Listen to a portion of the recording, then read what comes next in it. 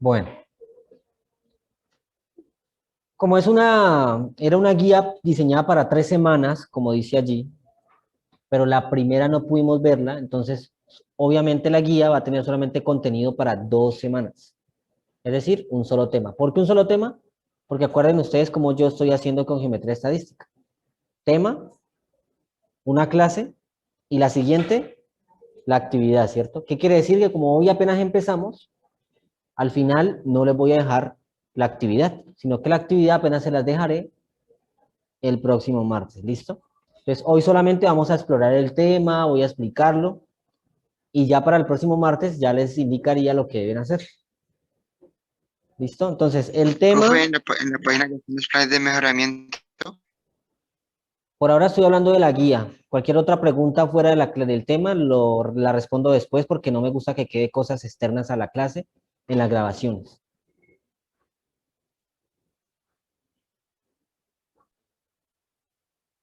Bueno,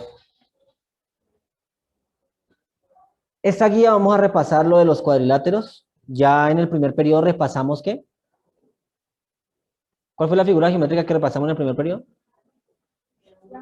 Triángulos, ¿cierto? Exactamente. Repasamos triángulos.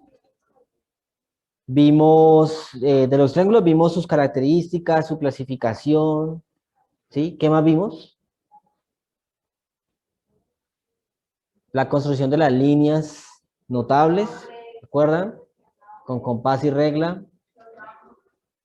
Eh, las propiedades, que son los ángulos internos. La suma de los ángulos internos de un triángulo miden 180. ¿Listo? Pero esto entonces esta vez nos vamos a concentrar en los cuadriláteros. ¿Listo? Bueno.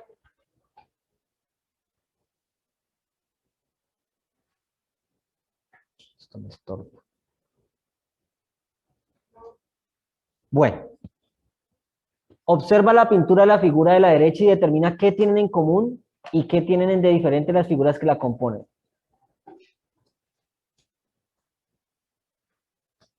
Aquí están, ¿cierto? Si las separamos, aquí están todas.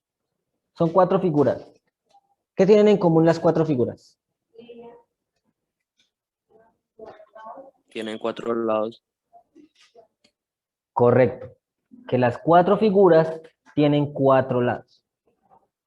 A nosotros siempre nos han dado la idea de que un cuadrilátero o una figura de 4 lados siempre va a ser así. ¿Cierto?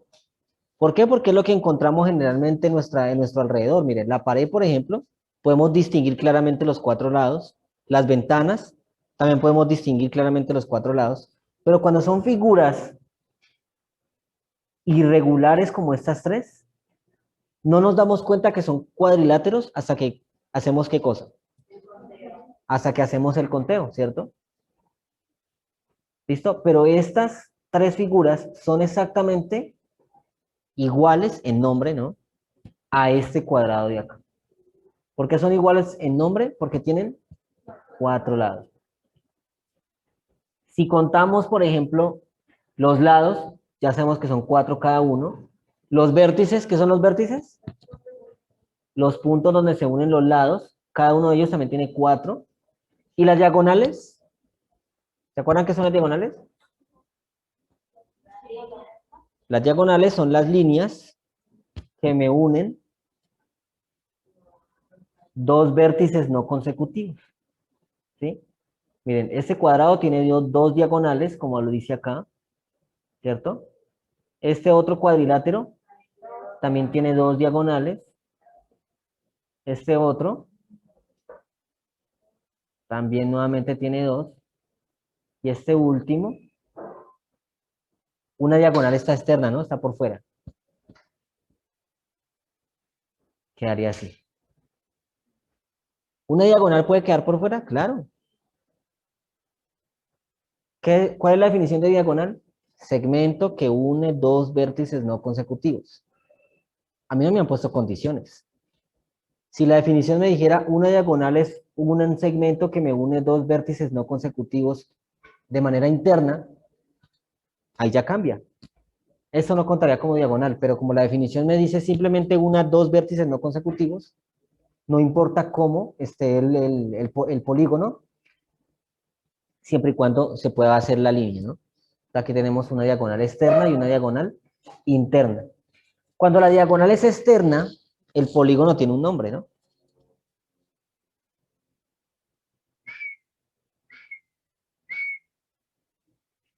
Cuando la diagonal es externa se llama polígono cóncavo. Y cuando todas quedan de manera interna son convexos. Muchachos, mentira, yo no les voy a obligar a que se acuerden porque yo sé que no lo van a hacer. ¿Listo? Simplemente pregunto porque de pronto alguien lo sepa, ¿no? Bueno, entonces, como ya pueden ver, vamos a hablar hoy de los cuadriláteros. ¿Qué es un cuadrilátero? Ahora sí, en definición. ¿Me están leyendo mentalmente? ¿O le están tomando fotografías con los ojos? Un cuadrilátero es la unión de 4 segmentos de recta que se intersecan únicamente en sus extremos y que a su vez han sido determinados previamente por 4 puntos en el espacio, de los cuales 3 no son colineales. ¿Qué es lo que significa colineal? ¿Cómo? No digo, ¿qué significa colineal? Lo que creas, lo que me estás diciendo, Jean-Pierre, tranquilo. Que si no es así, yo te digo entonces lo que es. ¿Que no tienen 4 lados? Ok, bueno. Colineales significa que los 4 puntos no están sobre la misma línea. ¿Sí? Colineal es que estén uno seguido del otro. Y como ustedes pueden observar, pues los 3 puntos no están sobre la misma línea. Bueno, perdón, los 4. ¿Sí? Estos 3 de acá no. Si los 4 puntos estuviesen seguidos, se diría que son colineales. ¿Listo? Eso es lo que significa. Bueno, aquí están las características de los cuadriláteros. Observen. Tenemos los lados, los que están en letras minúsculas, A, B, C, D. Tenemos los vértices, los que están en letras mayúsculas, L, K, J, K, L, M. Y tenemos los ángulos, que son los que están en letras griegas. ¿Sí? ¿Se acuerdan los nombres de esas letras griegas? Entonces yo aumento un poquito la pantalla.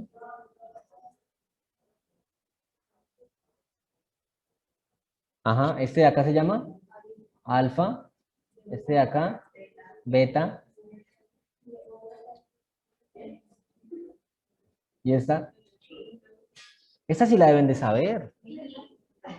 ¿Saben por qué la deben de saber? Porque con esta letra griega es que se usa para medir las unidades de las resistencias en electrónica. En realidad, bueno, ohmio es la medida en honor a esta persona, ¿no? Pero la letra se llama omega.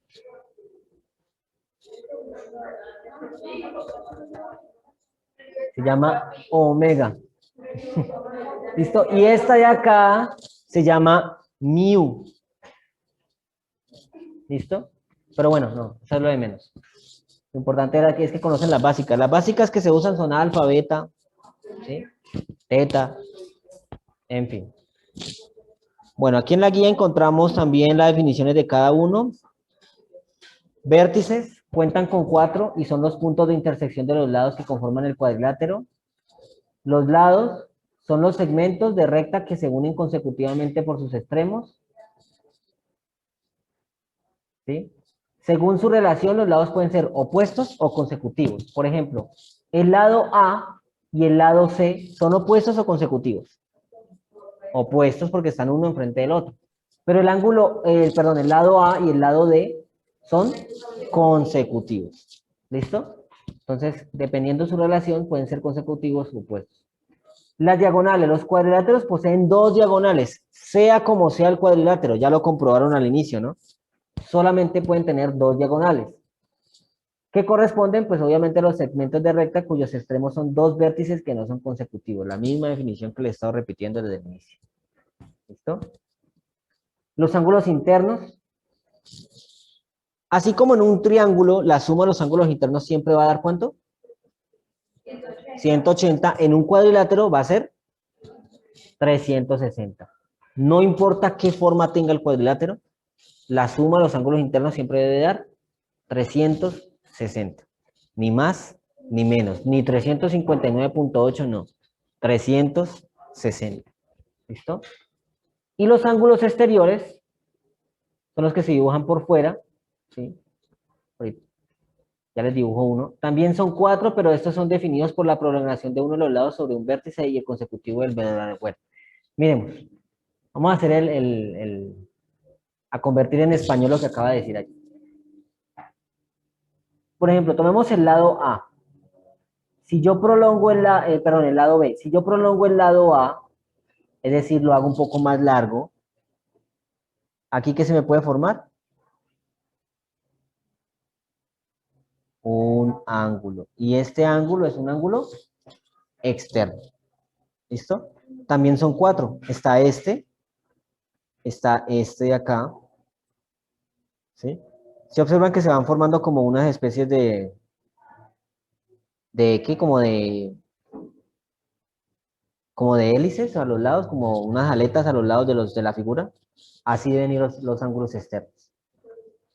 ¿Mm? Exacto. Todos tienen que ir en el mismo sentido. Si yo, por ejemplo, empiezo a dibujar el ángulo externo,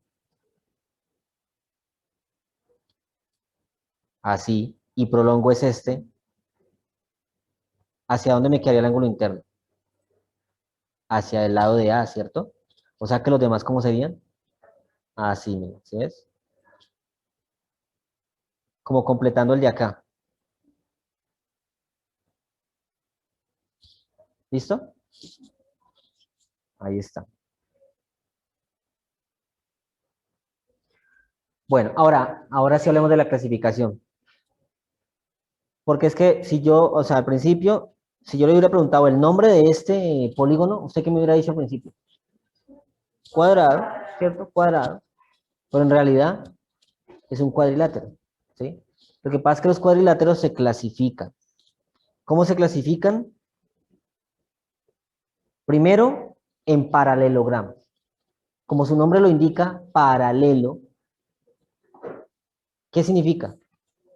Paralelo. ¿Qué significa paralelo? Que tienen sus lados en el mismo sentido y que nunca se van a cruzar, ¿cierto? Que nunca van a ser en diagonales. Si son diagonales, los dos deben ir diagonales. Si son verticales, los dos deben ir verticales. Si son horizontales, los dos deben ir horizontales. ¿Listo? Pero ninguno puede ir horizontal y diagonal, porque en realidad, si yo proyecto y prolongo, ¿qué va a pasar ahí? Se van a cruzar y dejan de ser paralelos. Entonces, como su nombre lo indica, paralelogramos son cuadriláteros que tienen sus lados paralelos. Ejemplo, el rectángulo, conocido por ustedes. Rombo, las cositas de las varillas de la ventana, ¿cierto? Cuadrado y romboide. Estas son las 4 formas de un paralelogramo. Y observen que todos los 4 tienen las mismas características. Paralelo y paralelo. Rombo. Este lado es paralelo al opuesto que está acá. Y este lado es paralelo al opuesto que está acá. Cuadrado, pues ni se diga. Lo mismo que el rectángulo. Y romboide, miren, tengo dos lados que son paralelos, los que están horizontales, y dos lados que están paralelos, que están diagonales. ¿Listo? ¿Alguna pregunta hasta allí? Estos repasos llevamos viendo este desde sexto, ¿no? Y no sé si en primaria hayan visto algo sobre esto. Catherine.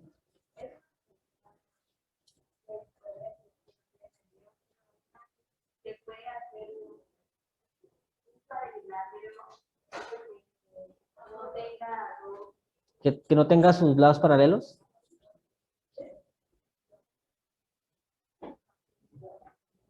Se llaman así. Si un cuadrilátero tiene al menos dos lados que son paralelos y los otros dos no, reciben el nombre de trapecio. ¿Listo? Ahí está. No le respondí. Los trapecios pueden ser de tres maneras, al igual que los triángulos, ¿no? Rectángulo, isósceles y escaleno. ¿Qué es un trapecio rectángulo? Tiene dos ángulos rectos, miren cómo está este lado acá. Un trapecio isósceles, los dos lados que no son paralelos tienen que igual medida, solamente ellos. Los dos que no son paralelos se llaman trapecios isósceles y deben ser iguales. Y el trapecio escaleno es que tienen los cuatro lados de diferente medida. ¿Sí? Observen que esta diagonal de aquí es menos pronunciada que la diagonal de acá. O sea que ahí a simple vista podemos decir que miden distinto, que miden diferente. Entonces esos son trapecios escalenos. Y que en realidad ya no tenga ningún lado paralelo, ninguno, se llama trapezoide. ¿Listo? Que están, ningún lado son paralelos. Este que se llama trapezoide simétrico, le llaman el trapezoide cometa. Los que les gusta elevar cometas saben cómo se le llama a esta forma, ¿no? A esta forma de cometa. ¿Cómo le llaman? Los que elevan cometas.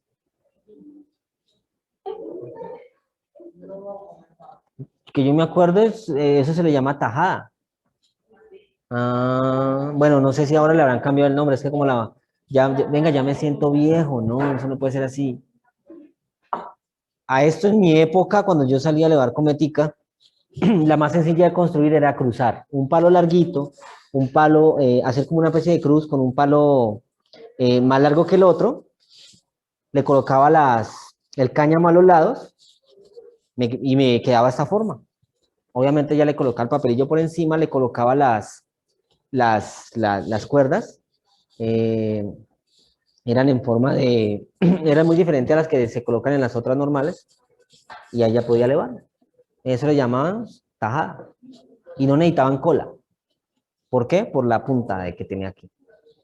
¿Listo? Cuando ya aprendí geometría fue que me di cuenta por qué no necesitaban cola. En el momento no sabía. ¿Listo? Y el otro que es el trapezoide asimétrico, que en realidad eh, ya completamente todo es diferente, tanto lados como ángulos, ya ninguno es paralelo con nadie. ¿Listo? Clasifica los cuadriláteros de la pintura de la situación inicial de la guía. ¿Cómo los vamos a clasificar? Pues vamos a darle los nombres que les corresponden. ¿Listo? Por ejemplo, el primero, ¿qué tipo de cuadrilátero es? O sea, ya sabemos que los cuatro son cuadriláteros, pero se llaman ¿cómo? Paralelogramo. Sus cuatro lados tienen sus opuestos paralelos. El siguiente es un trapecio, solamente tiene un par de lados paralelos, o sea que es un trapecio. Ahora ya sabemos que los trapecios pueden ser rectángulo, isósceles o escaleno.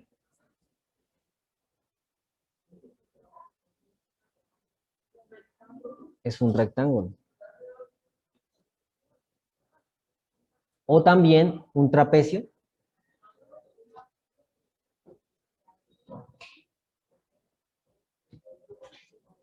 Si los dos lados que no son paralelos son diferentes, ¿cómo se llama? Si los dos lados que no son paralelos son iguales, se llama isósceles. Si los dos lados que no son paralelos, ¿cómo se llama? Escaleno. O sea que se puede ser un trapecio rectángulo o un trapecio escaleno. Siguiente. Trapezoide, eso es fácil. Ninguno de sus lados son paralelos. Y el último, trapezoide. ¿Listo? Ahora, ¿este es un trapezoide simétrico o asimétrico? Asimétrico. ¿Y este? Asimétrico también. ¿Listo?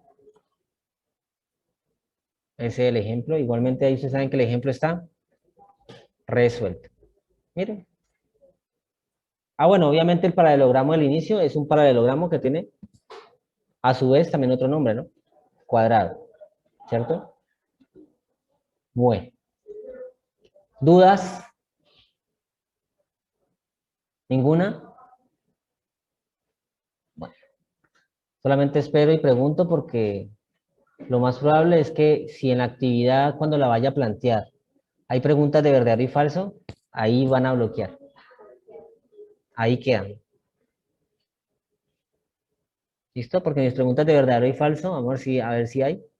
Ay, no, se salvaron.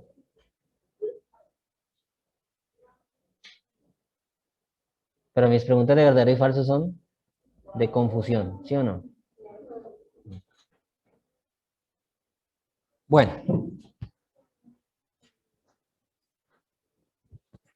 a lo largo del estudio de la estadística, nosotros nos hemos concentrado en hablar de promedios, hablar de medianas, hablar de modas, ¿cierto?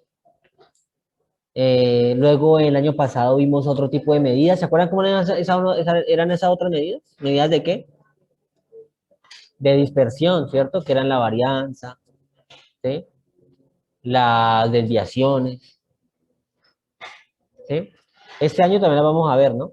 Pero este año hay otro tipo de medidas que se llaman medidas de posición no central, que son diferentes a las de centralización y las de dispersión. A estas medidas de posición no central se le llaman cuantiles. ¿Sí? ¿Por qué son importantes? Pues resulta que la mayoría de las pruebas y exámenes que realizan en los médicos, ¿sí? Lo que dicen en su hojita, cuando les entregan eso de sus resultados, de cómo ha sido su conteo de, por lo menos, colesterol, los que va por colesterol, su conteo de glóbulos rojos, ¿sí? Cuando eran niños y sus papás los llevaban a los controles prenatales, perdón, sí, a los prenatales cuando estaban en la barriguita y a los que después de que nacen porque siguen yendo, ¿no? Los siguen llevando cada mes a las vacunas y todo eso y al control de desarrollo. Los médicos, los pediatras usan estas medidas de posición no central para hacer un análisis del niño. Si de pronto su cráneo está creciendo correctamente o no, si su cuerpo está creciendo correctamente o no, ¿sí? Porque si presentan una inconsistencia frente a esto, ya pueden ordenar exámenes para mirar de pronto si está sufriendo de pronto de alguna otra cosa que le impida su crecimiento.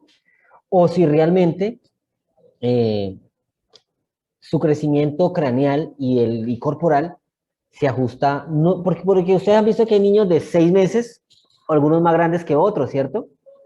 Pero, ¿qué los hace ser normalitos y que estén bien de salud? Las medidas que tengan proporción, ¿sí? Entonces, si un niño tiene la cabeza de pronto muy grande y el cuerpo demasiado chiquito para la cabeza que tiene,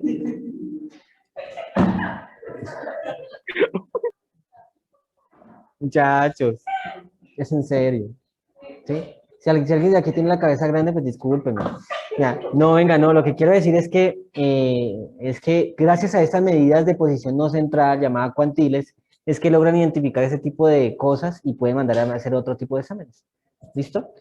Igualmente para para los médicos, para los que hacen los exámenes de sangre y todo eso, de orina, fecales, todo eso, también utilizan estas medidas para poder hacer un análisis completo. ¿Listo? ¿Cuáles son estas medidas llamadas cuantiles? Se dividen en tres: cuartiles, deciles y percentiles. ¿Sí? ¿Cuáles son? Cuartiles, ¿ya? Y percentiles, ¿listo? Cuartiles, deciles. En realidad ahí no dice deciles, ahí dice déciles. Porque la palabra deciles lleva una tilde. ¿Listo? Y percentiles. ¿Listo? Cada una de ellas va ligada entre sí, o sea, de una depende de la otra. ¿Listo? Por eso es que en esta guía puse las tres, para que viéramos las tres de una vez. ¿Ok? Bueno. Miremos aquí. El siguiente diagrama presenta algunos de los resultados obtenidos en una campaña de salud. Peso de mujeres entre 15 y 30 años en relación con su estatura. ¿Listo? ¿Qué pueden observar allí?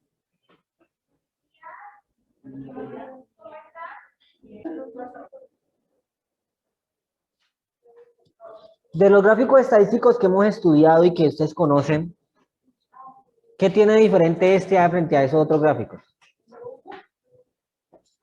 O sea, comparando este gráfico que están observando, ¿qué tiene de diferente a los gráficos que hemos estudiado como los diagramas de barras, ¿cierto? Que son punticos, ¿cierto? Y que cada uno de esos punticos están como concentrados en cierto lugar, ¿cierto? Bueno, en realidad eso es un gráfico que se llama un gráfico de dispersión. ¿Listo? Y se utiliza para ubicar los datos, cada uno de los datos del conjunto. ¿Sí?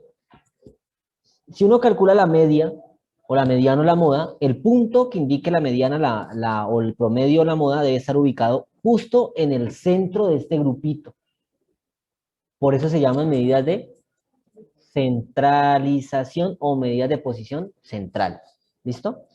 Ese es un gráfico que se utiliza para establecer la relación entre las medidas de dispersión y las medidas de centralización. ¿Pero qué tiene que ver esto con las medidas de posición no central? Bien, las medidas de posición no central lo que hacen es dividirme el conjunto en varios grupos. Me explico. Ah, venga, no. Pausemos, vuelven a entrar. Pues como decía, las medidas de posición no central o los cuantiles me dividen los grupos en partecitas. ¿Sí? Por ejemplo, si yo miro este salón, yo puedo tomar este grupito y analizarlo, este grupito y este grupito, y cada una de las filas, analizarlas. Eso es lo que hacen los cuantiles. Analizar el conjunto completo, pero por separado. ¿Ya? Miremos a ver entonces. Voy a ir directamente al punto. Bueno, un lector.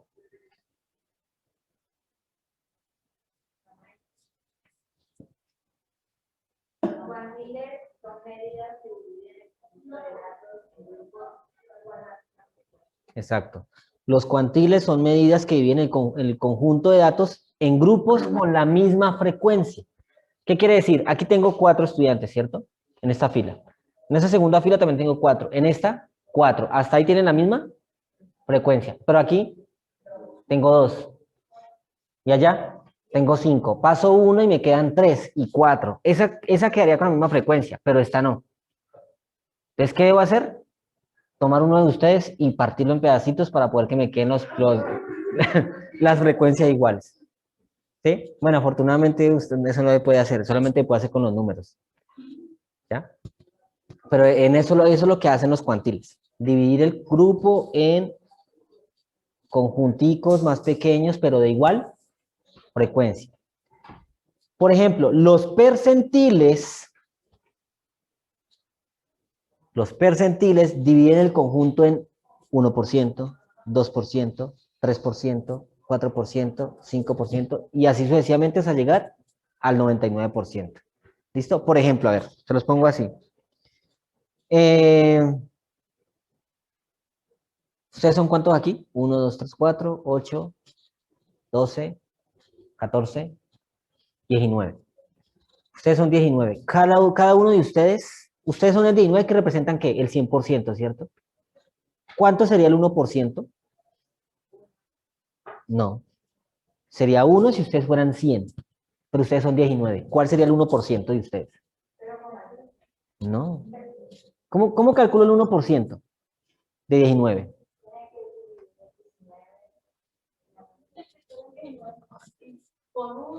A ver, muchachos. Vamos a utilizar algo que vimos el año pasado muy sencillo que se llama regla de 3. ¿Cierto? Ustedes son 19, ¿cierto?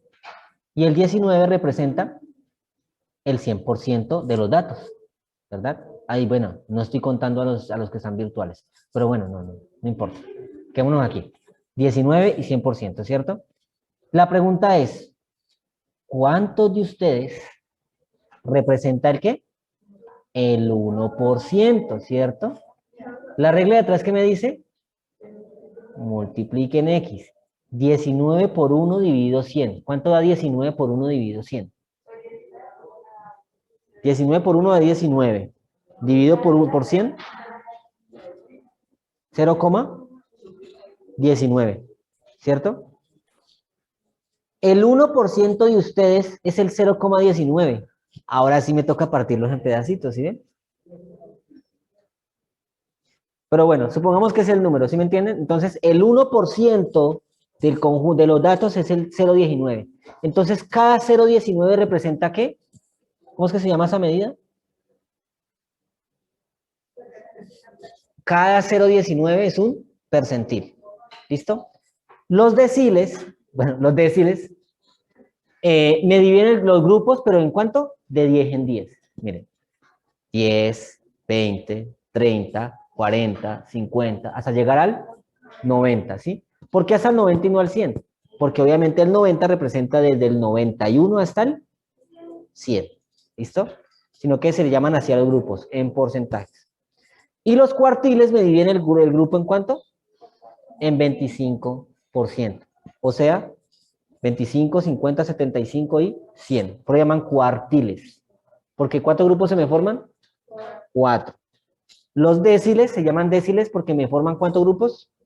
10. Y los percentiles porque solamente me forman de a 1 hasta llegar a ¿dónde? Al 100. O sea, ¿cuántos grupos se forman? 100. ¿Listo? Obviamente, pero ustedes saben que el 99% representa desde el 99 hasta el 99,99999. ¿Listo? O 100. ¿Cómo? Y se redondea así.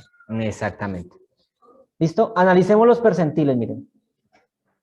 Para calcular un percentil se utiliza esta fórmula. Escríbanla ya.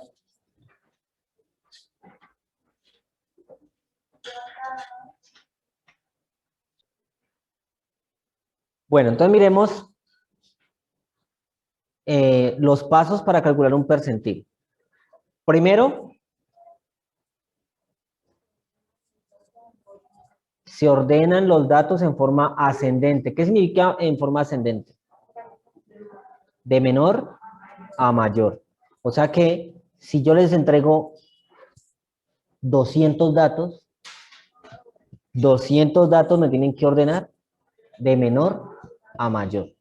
Afortunadamente ustedes usan Excel, ¿no? Paso número 2, se calcula el coeficiente I, que es a través de esa fórmula, donde tiene las letras K y las letras N. Yo en el álgebra ya les expliqué que una fórmula que tenga letras es una expresión algebraica, ¿cierto? Toda fórmula es una expresión algebraica. Y K y N están expresados en letras llamadas variables porque pueden representar ¿qué? Cualquier valor, ¿cierto? En este caso, K, ¿qué vendría siendo? Número del percentil, por ejemplo. Si yo le digo, ¿cuál es el percentil número 55? ¿Cuánto valdría acá? 55, ¿sí? Es decir, es como una posición, ¿sí? Es como una posición de todos los datos. ¿Cuál es el percentil número 70? O sea, yo quiero saber qué dato está ubicado en la posición 70. Entonces reemplazo acá por 70. ¿Y N qué vendría siendo? El número de datos, el total. Entonces, como les decía yo, si son 200 datos, ¿cuánto vale N? 200. ¿Listo? Y solamente es reemplazar para encontrar ese coeficiente. Ahora, los resultados pueden ser de dos tipos.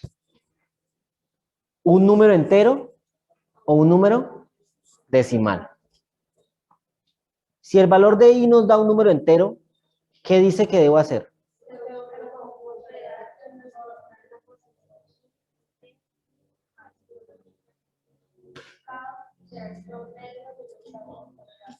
¿Qué era eso?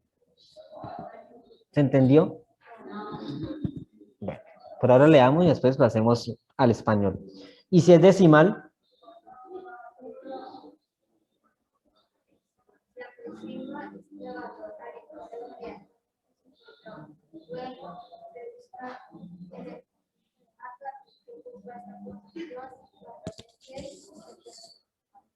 Peor, ¿no?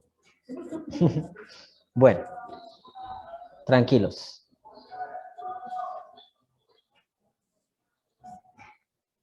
Ejemplo. Cópienlo, por favor. Bueno, ¿qué es lo primero de los pasos que leímos ahora? ¿Qué es lo primero que debo hacer con estos datos? Debo organizarlos, debo ordenarlos de menor a mayor. ¿Listo? Una estrategia en estadística para ordenar datos es algo llamado diagrama de tallo y hojas. ¿Nunca lo vieron? No, pues ¿quién era el profesor? Yo. Bueno, aquí en la guía está explicado a través del diagrama de tallo de hojas, pero eso no importa. ¿Listo? También lo podemos ordenar en forma lineal, ¿no? Sabiendo, teniendo en cuenta cuál es el primer dato, el segundo dato, el tercer dato, ¿sí? Eso es lo que nos importa, tener la posición de cada uno de los datos que tenemos, ¿sí? Entonces, lo primero es ordenar este conjunto en forma ascendente, ¿listo? Teniendo en cuenta esto, el primer dato es el 44, ¿cierto? Es el primer dato, el menor de todos. Y el último es el 97. ¿Listo? Esto que ustedes están observando aquí es un diagrama de tallo y hojas. Exacto. ¿Cómo se construye un diagrama de tallo y hojas? Ya les muestro.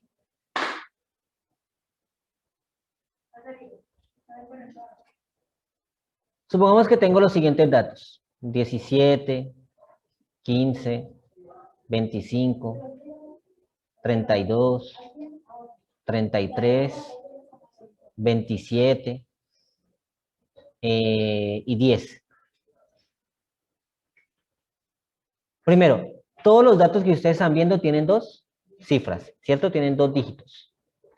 Unos empiezan por 1, otros empiezan por 2 y otros empiezan por 3. Esas decenas formarían parte de lo que se llama tallo. Es decir, van aquí. 1, uy, ¿qué fue esto? 1, 2 y 3. También se hace si hay un 40 y tanto, se hace otro que es un 4. Si hay un 50 y tanto, también se hace acá. Es como acá, miren, en la guía, como el menor de los datos es un 44, o sea que el menor de los tallos, ¿cuál es? El 4.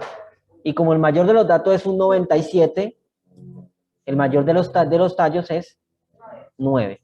Entonces, se traza una línea vertical para separar las decenas de las unidades. Entonces, el 17, ¿dónde va? Al lado del 1. El 15, al lado del 1. Pero mire que solamente estoy colocando, ¿qué? Las unidades, ¿sí ven? El 25, o sea, ¿el 5 dónde va? Aquí en el 2. El 32, el 33, 27, 10. Eso es un diagrama de tallo y hojas. Claro que aquí lo hice en forma desordenada, ¿no? En forma ordenada, ¿quién debe ir? 0, 5, 7. Aquí sí está bien. Y aquí también está bien.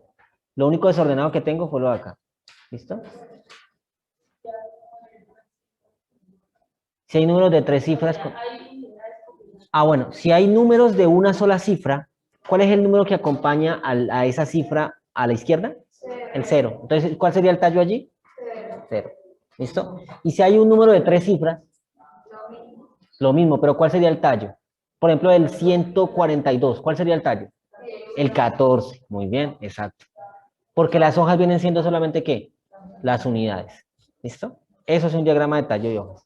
Entonces, este diagrama que ustedes ven aquí es un diagrama de tallo y hojas que resultó de ordenar los datos que están ahí arriba. Es un diagrama muy efectivo a la hora de ordenar datos.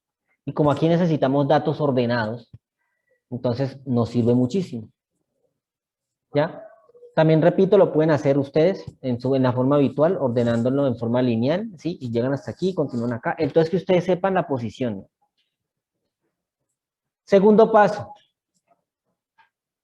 Hay que calcular y con la fórmula que escribieron ahora, hay que calcular el valor del coeficiente en la posición del percentil que me están pidiendo. Me están pidiendo 3 percentiles, ¿no? 34, ustedes que lo notaron. 34, 78 y 51. Entonces vamos con el primero, 34. ¿Cuánto vale K? 34. ¿Cuánto vale N? 50 porque son 50 datos. Miren, entonces solamente lo que hace aquí es que reemplazar, miren, K por 34 y N por 50. Se resuelve y ¿qué dio? 17. ¿Y se acuerdan que ahorita di dos condiciones? Entonces, como aquí el valor es el 17, ¿qué es lo que dice que haga?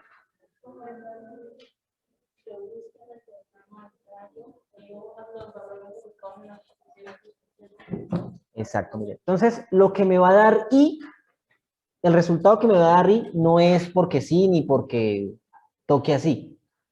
El resultado que me va a dar I es la posición del número. Entonces, ¿qué me dice que haga? ¿Que vaya qué? A la posición 17. Vamos a contarlo. 1, 2, 3, 4, 5, 6, 7, 8, 9, 10, 11, 12, 13, 14, 15, 16, 17. Aquí tengo el 17. ¿Qué número es el 17? Eso, acuérdense, ¿no? 69. Ese es el 17. ¿Y el 18? El 70. O sea, el siguiente. Entonces, los dos datos son 69 y 70. Entonces, la primera condición que ahorita hablaba, que les dije que está un poco enredado, lo que está diciendo es eso. Si el resultado de I es un número entero, voy a la posición y además de eso, ¿lo sumo con quién? Con el siguiente. Si el resultado me hubiera dado 5, ¿a qué posición voy en los datos? A la quinta, y como es un número entero, ¿qué hago? Lo sumo con el que le sigue, con el de la sexta posición. O sea, lo que me da ahí, ¿qué es? Posiciones, no más. Posiciones. ¿Sí? La posición 17 es 69, la posición 18 es el 70. Solamente se toman los dos cuando ¿qué? Cuando me da ¿qué? Un valor ¿qué? Entero, ¿listo? A ver, repito nuevamente. Me piden hallar el percentil 34, ¿sí? El percentil 34 es el valor del 34%, ¿sí? Eso es lo que me están preguntando.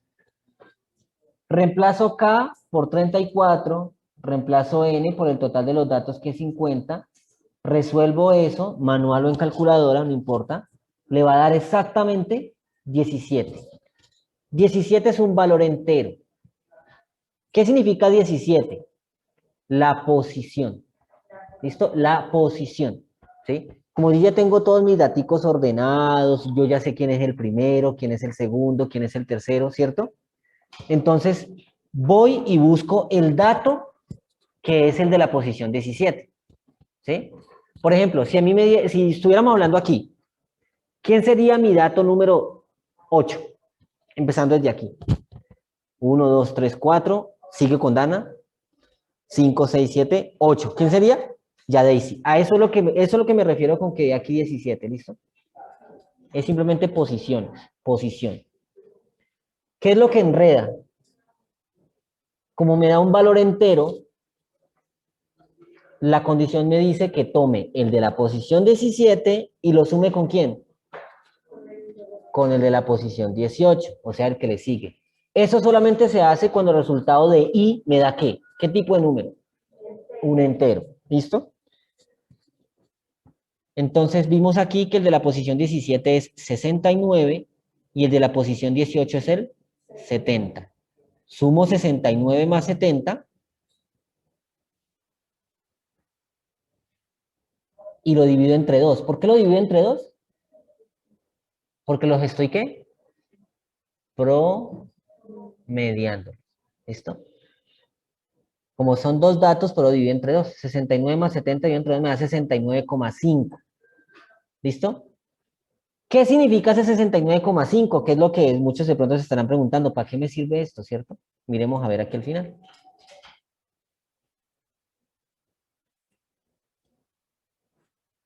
El percentil 34, ¿qué significa? El 34%, ¿cierto? ¿Qué dice allí? Se puede afirmar que el 34% de los estudiantes obtuvo calificaciones inferiores ¿a qué? A 69,5%. Para eso es un percentil. Para decir qué tantos datos están por debajo de ese porcentaje que me están pidiendo, ¿cierto? Exacto. Entonces, el percentil 78, ¿qué me va a dar? ¿Cuántos el 78% obtuvo un porcentaje inferior a? Y eso es lo que yo voy a hallar. ¿Qué puntaje? Eso es. ¿Listo? Bueno, de todas maneras, continuaremos esta explicación la próxima clase, porque pues, ya nos queda poco tiempo y aún nos queda por ver los déciles y los cuartiles. Los cuartiles. ¿Listo? Y dejemos de dejar claro lo de percentil porque, ¿se acuerdan lo que les dije ahora? Unos dependen del otro. Y los déciles y cuartiles tienen mucho que ver con los percentiles. ¿Listo? Entonces, por ahora vamos a dejar la explicación de este tema en stand-by, como dicen por ahí. Y lo continuamos el próximo martes. ¿Listo?